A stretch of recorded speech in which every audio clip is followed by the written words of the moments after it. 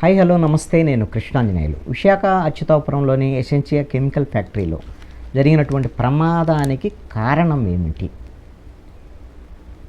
Reactor పేలటం వల్ల ప్రమాదం జరిగింది అనేటువంటిది మొదటగా వచ్చినటువంటి అంశం. కానీ అసలు ఈ ప్రమాదానికి మూల కారణం రియాక్టర్ పేలటం కాదు, సాల్వెంట్ లీక్ అవ్వటం వల్ల ఈ ప్రమాదం ఏర్పడింది. ఆ తర్వాత రియాక్టర్ పేలింది.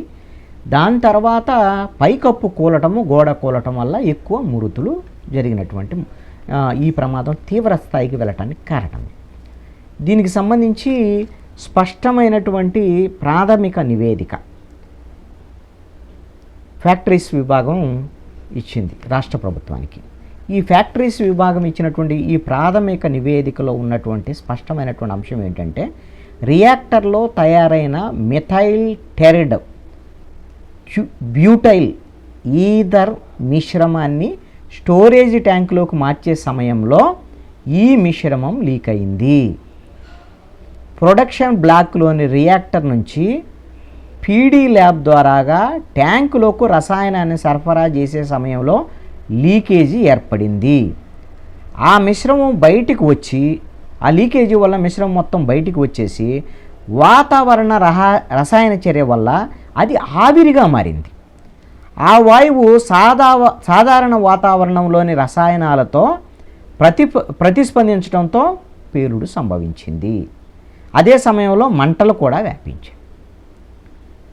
ఆ రియాక్టర్ ఇప్పుడు ఆ మంటలు వ్యాపించడంతో, ఆ మంటలు చుట్టూ వ్యాపించడం, రియాక్టర్ నుంచి డే ట్యాంకుకు మెటీరియల్ వెళ్ళే పైప్ లైన్ కూడా లీకేజ్ ఏర్పడింది ఈ మంటల వల్ల.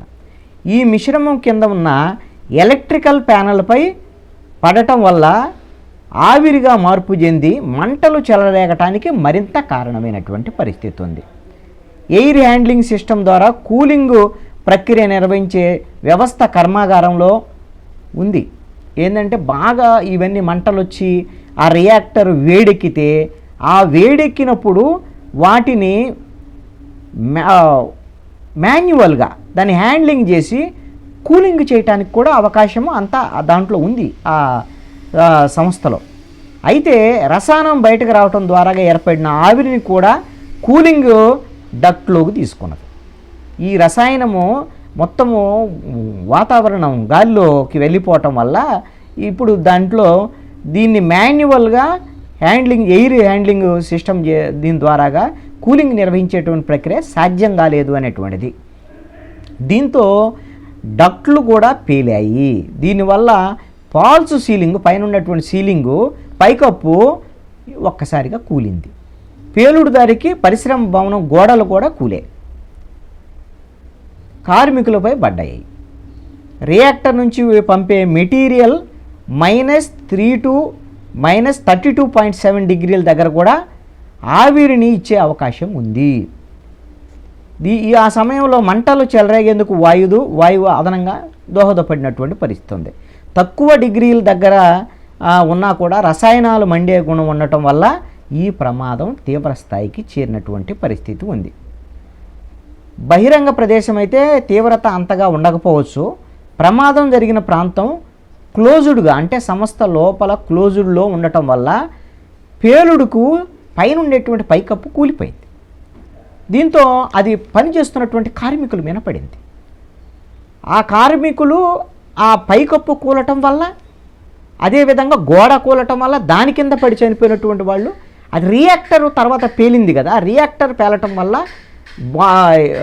బాడీస్ అన్నీ కూడా, వాళ్ళ అవయవాలు అక్కడ చాలా దూరంగా చెట్ల మీదకి వెళ్ళి పడిపోయినటువంటి పరిస్థితి. ఈ ప్రమాదం జరిగినప్పుడు 2 సార్లు పేలుడు జరిగింది అనేటువంటిది ప్రత్యక్ష సాక్షులు చెప్తున్నటువంటి మాట. ఈ ప్రమాదానికి సంబంధించినటువంటి విషయంలో ఇప్పటికే 18 మంది చనిపోయారు అనేటువంటిది, 14 మంది పేర్లు అయితే బయటకు వచ్చినాయి. వాళ్ళ మృతదేహాలను కూడా గుర్తించారు. ఇంకా 4 తేలాల్సి ఉంది. ఇంకా 33 మంది తీవ్రంగా గాయాలారు. వాళ్ళల్లో 4 పరిస్థితి విషమంగా ఉంది అని. అవసరమైతే వాళ్ళని హైదరాబాదుకు కానీ లేదా ముంబైకి కానీ ఏ ఎయిర్ రూట్లో అయినా సరే తరలించి వాళ్ళకి మంచి వైద్యం అందించడానికి ప్రయత్నాలు జరుగుతున్నటువంటి పరిస్థితి ఉంది. ముఖ్యమంత్రి చంద్రబాబు నాయుడు బాధితుల్ని క్షతగాత్రులకు సంబంధించినటువంటి వాళ్ళ కుటుంబీకులను, మృతుల కుటుంబీకుల్ని పరామర్శించడానికి వెళ్తున్నారు. ఈ ప్రమాదానికి ఇప్పటికే విచారణకి ఆదేశించింది ఆంధ్రప్రదేశ్ ప్రభుత్వము. ఇలాంటి ఘటనలు పునరావృతం కాకుండా చూడాలి అనేటువంటిది అందరూ కోరుకుంటున్నటువంటి మాట.